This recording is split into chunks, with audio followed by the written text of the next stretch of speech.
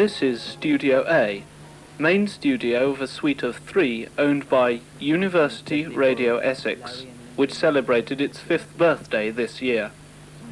URE is financed by the Essex Students' Union and is much like many other student-run radio services around the country. Plans for such a media to be created at UEA have come and gone, but now the University Administration's press officer, Frank Albrighton, has put forward the idea of a radio station jointly run by the administration and the students.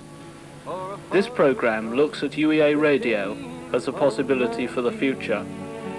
You know that ghost is me, and I will never be set free as long as I'm a ghost you can't see. If I could read your mind, love, what a tale your thoughts could tell. Just like a paperback novel, the kind of drugstore sells. When you reach the part where the heartaches come, the hero would be me. Well, the reaction's been fairly mixed. It's mixed between those who think it's a good idea and would be prepared to pay for it, and those who think it's a good idea but wouldn't be prepared to pay for it. I'm very pleased that generally people think the scheme itself is sound, but as always, money's the problem. Norfolk and Suffolk Committee, for example, were in favour of the idea, and of the 3 Waveney Terrace committees I've been to, 2 were in favour and 1 was against. The Horsham Committee were against. I think probably at Horsham came the strongest expression against the idea.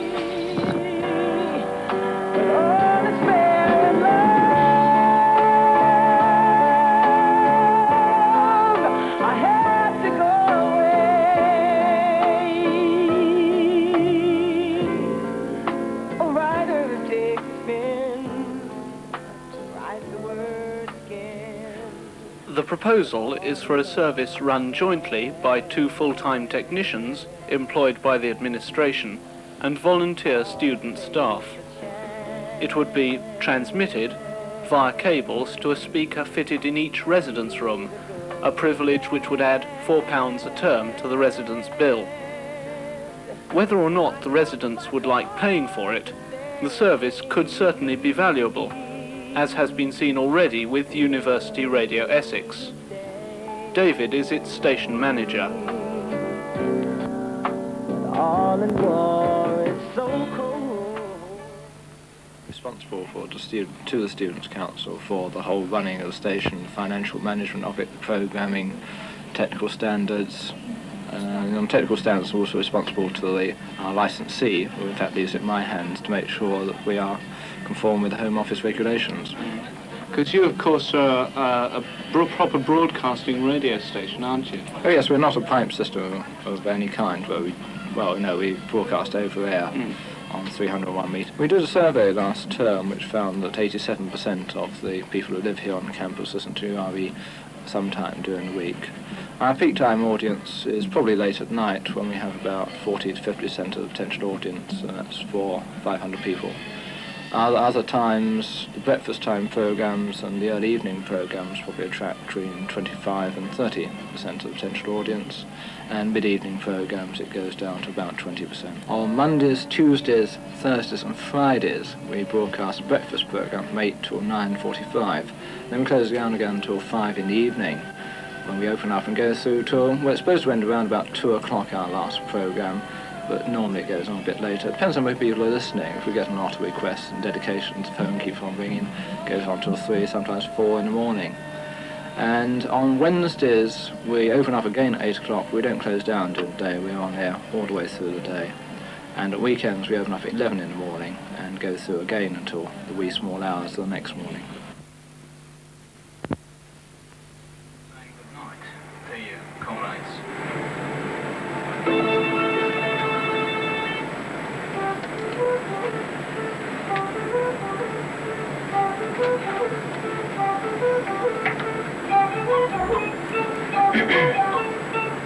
Not do everything on time, don't I?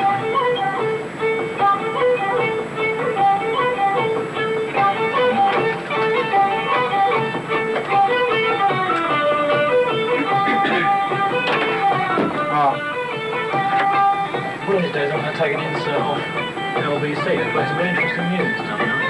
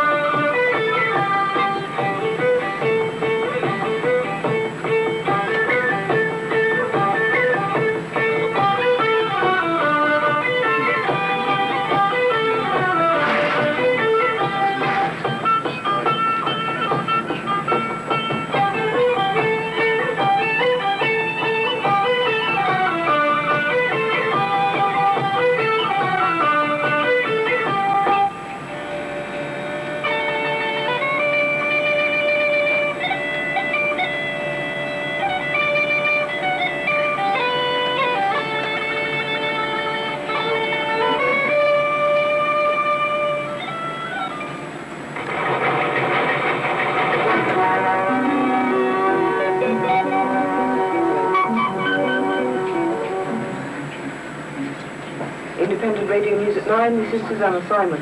Lord George Brown, one of the leading figures for many years in the Labour Party, has resigned from the party because he says it's become the establishment. From Westminster, Ed Boyle. 45 long years in the Labour Party, and George Brown, that ebullient and often unpredictable character, tonight decided he's had enough. Without telling his secretary or even consulting his wife, he walked out forever. Why? Well, a general sense of disillusionment that the party had lost its sense of direction, and a particular vehement objection to the closed shop provisions of the government's Labour Relations Bill. For a man who's been there so long and has held such high office in government, Foreign Secretary and head of the Department of Economic Affairs, it was no easy decision. But he will undoubtedly be criticised for his timing so close to the crucial Coventry by-election on Thursday. Ed Boyle, IRN, Westminster. Territorial claim. And here are the headlines once again. Lord George Brown, one of the leading figures for many...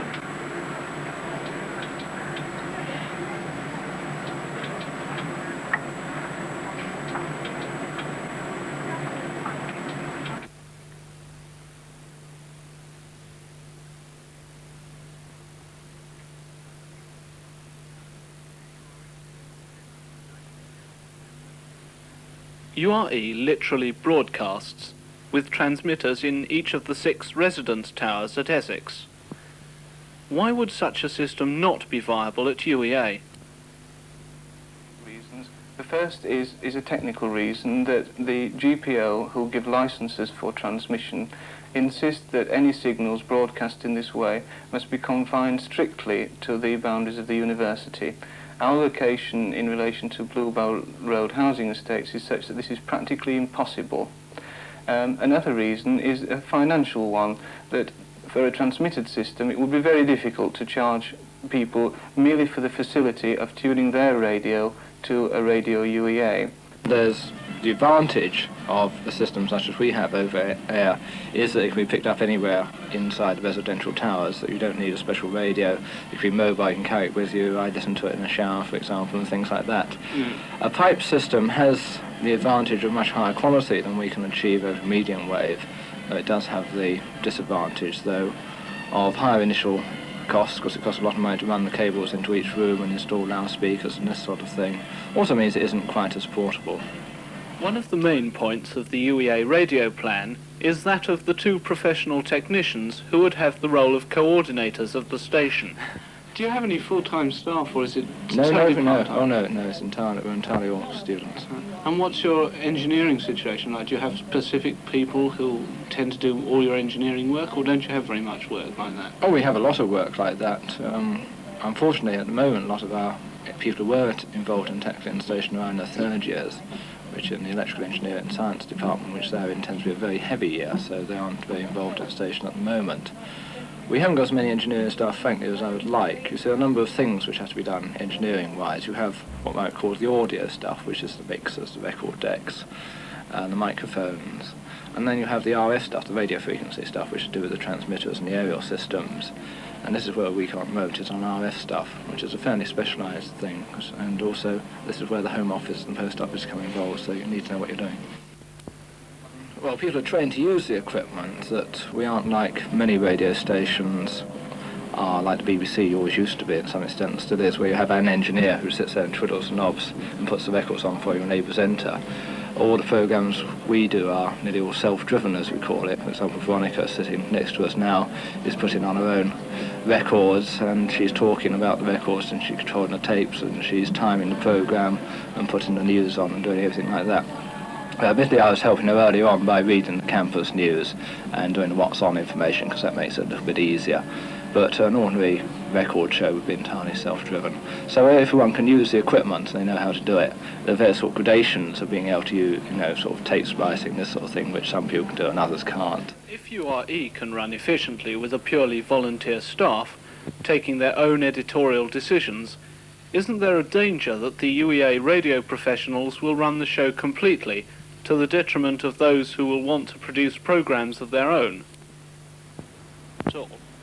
I don't think so. Obviously there are some whose talents lie in the direction of being disc jockeys, but my guess is that there's a lot more talent and a lot more ideas around in the university than that, and it would be one of the jobs of the two professionals to try and draw out that ability and that creativity. And, with administration and student interests clashing in some cases, couldn't there be threats to the freedom of speech on the station? They can say. I hope not, and this is really the reason why I suggested the Board of Governors, which would be, if you like, in between the university authorities and indeed the Students' Union and the day-to-day management of the station. The membership of that Board of Governors would have to be thought about and talked about very carefully, but it would be its job to decide programme quality and programme policy rather, and let the station manager and the volunteers get on with producing and making programmes. But UEA Radio does not plan solely to broadcast the same kind of material as URE.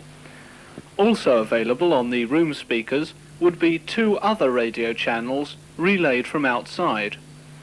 So how are the 2 other channels to be chosen? I think the market research angle of it is very important indeed, both in selecting those 2 off-air channels, and I just postulated that they might, for example, be Radio 1 and Radio 3, but already other people have said Radio 4 would be a better bet, or perhaps even the World Service. So market research both for those 2 channels and for the programme content of Radio UEA would be absolutely vital. But this is all theory at the moment. Mere ideas that, subject to union wishes, residence committee wishes, and others, may or may not come to fruition. Now, with the magic power of the TV camera, we take you into what could be the transmission studio of UEA Radio. The time is 5 to midnight, and a student DJ, Steve Sussex, is bringing his show to a close.